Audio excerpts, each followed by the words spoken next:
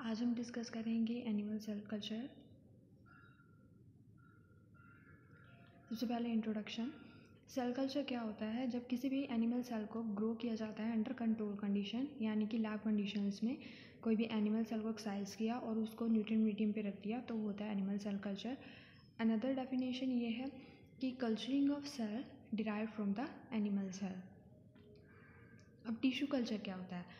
Tissue culture में नाम से ही पता चल रहा है किसी भी टिश्यू को ग्रो करेंगे न्यूट्रिएंट मीडियम पे और एक डिफाइंड टेम्परेचर। वो टेम्परेचर कैसे मेंटेन होगा? Using incubator. तो उसको जब टिश्यू को सप्लीमेंट करेंगे मीडियम से, तो उस मीडियम के अंदर क्या होने चाहिए? ग्रोथ फैक्टर्स होने चाहिए, न्यूट्रिएंट होने चाहिए जो उसकी ग्रोथ एंड डेवलपमेंट में हेल्प कर सकते हैं। डिफरेंट टाइप्स के सेल्स को ग्रो कर सकते हैं कल्चर में, जैसे कनेक्टिव टिश्यू, इसके अंदर ही जैसे such as fibroblast, skeletal tissue, cardiac, epithelial tissue. Epithelial tissue में लीवर, ब्रेस्ट, स्किन, किडनी और अदर टाइप्स के जो ट्यूमर सेल्स होते हैं उनको यूज़ कर सकते हैं कल्चर करने के लिए।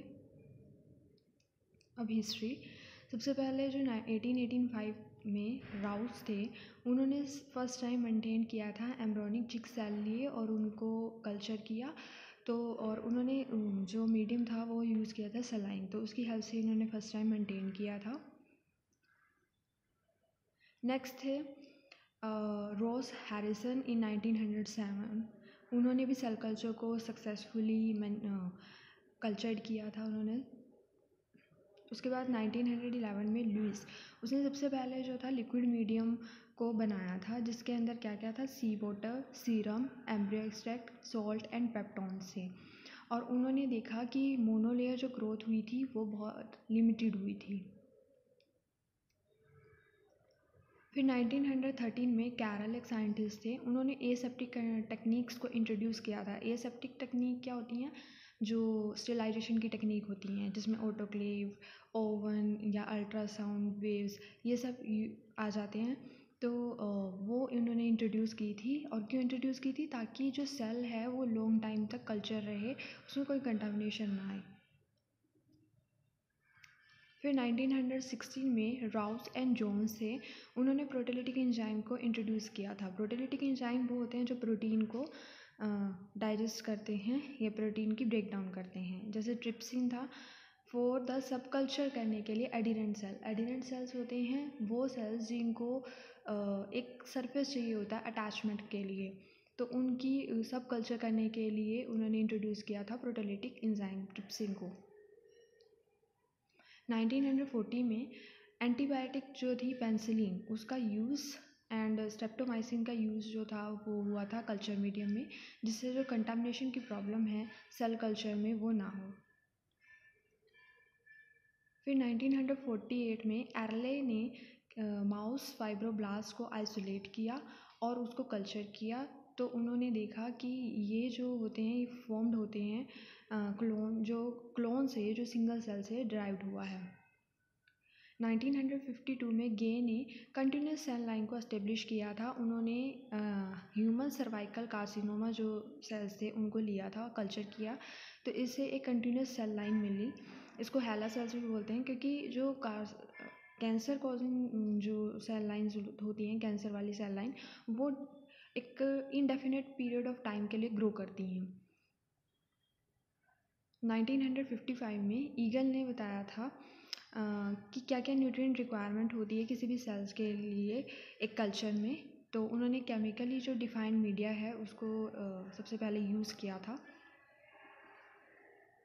देन 1961 में हेफ्लिक एंड मोरहुड, उन्होंने फाइब्रोब्लास्ट जो ह्यूमन फाइब्रोब्लास्ट था उसको आइसोलेट किया एंड देखा कि इनका एक फाइनाइट लाइफ स्पेन होता है कल्चर में, मतलब एक शॉर्ट पीरियड के लिए ग्रो करते हैं कल्चर में।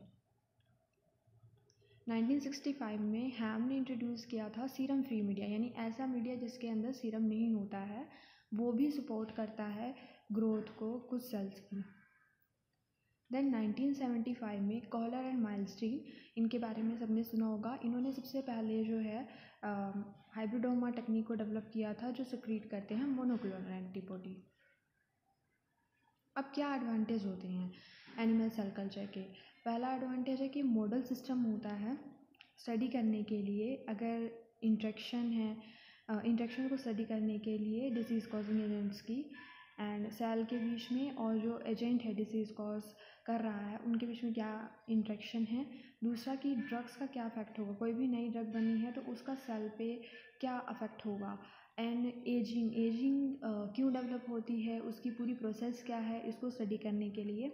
इसी तरह किसी भी न्यूट्रिएंट की स्टडी करनी होती है तो उसके लिए भी इसको as a model system use किया जा सकता है। फिर सेकंड है टॉक्सिसिटी टेस्टिंग के लिए, यानी अगर कोई न्यू ड्रग बनी है तो उसका क्या अफेक्ट होगा किसी भी सेल पे, तो उसकी स्टडी करने के लिए भी इसको यूज़ किया जाता है। उसके बाद है कैंसर रिसर्च।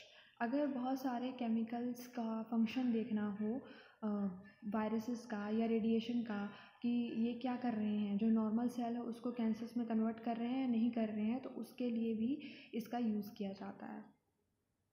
फिर वायरोलॉजी में अब जैसे कि किसी भी वायरस को कल्टीवेट कर सकते हैं और फिर उसको यूज़ कर सकते हैं फॉर वैक्सीन प्रोडक्शन करने के लिए, तो और उनकी स्टडी कर सकते हैं इन्फेक्शंस जो साइकिल होती है कि कितने टाइम के लिए वो रहते हैं लाइव, और ये सब स्टडी करने के लिए उनका स्ट्रक्चर क्या है, ये सब स्टडी करने के लिए भी एनिमल सेल कल्चर को यूज़ किया जाता है। फिर नेक्स्ट है जेनेटिक इंजीनियरिंग में, जैसे कि अगर कोई प्रोटीन को प्रोड्यूस करना होता है उसके लिए, या फिर वैक्सीन प्रोडक्शन करना होता है उसके लिए भी यूज़ कर सकते हैं। अभी तक जो प्रोड्यूस की गई हैं वैक्सीन वो हैं polio, rabies, chicken pox, hepatitis B and measles. Gene therapy में भी इसका यूज़ होता है। अगर एक जीन है जो नॉकआउट हो गया है, यानी कि उसमें म्यूटेशन हो गई है और उसको हमें फंक्शन जी से भी रिप्लेस कर सकते हैं, तो इसके लिए भी इसका यूज़ किया जाता है। अगर आर्टिफिशियल टिश्यू या स्किन प्रोड्यूस करनी होती है तो भी एनिमल सेल कल्चर का यूज़ किया जाता है। तो ये थी introduction about the animal cell culture.